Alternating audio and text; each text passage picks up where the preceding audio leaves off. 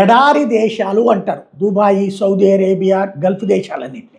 కనీసం మంచినీళ్ళు కూడా దొరకవు అక్కడ. మంచినీళ్ళు దిగుమతి చేసుకుంటారు, లేదంటే సముద్రపు ఉప్పు నీటిని మంచినీటిగా మార్చుకునేటటువంటి దేశాలవి.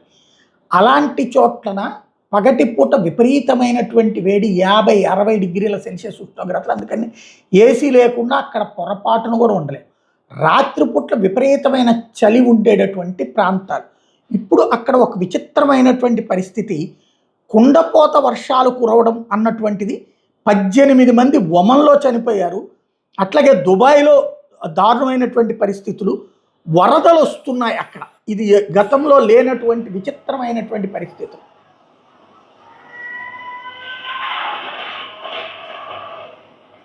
మన హైదరాబాద్లో, మన బెంగళూరులోనూ చూస్తున్నటువంటి తరహా పరిస్థితులు దుబాయ్ అక్కడ వస్తూ ఉండటం అన్నటువంటిది విచిత్రం.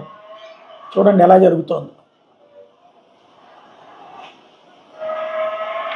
వాళ్ళకి అనుభవం లేని విషయాలు ఇవన్నీ.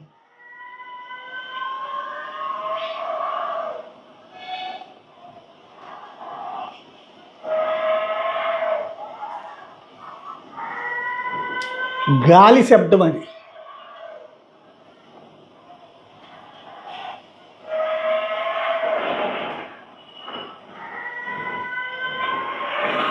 ఈ పరిస్థితులు ఏంటి అన్నది అర్థం కాకుండా ఉంది వాళ్ళకి.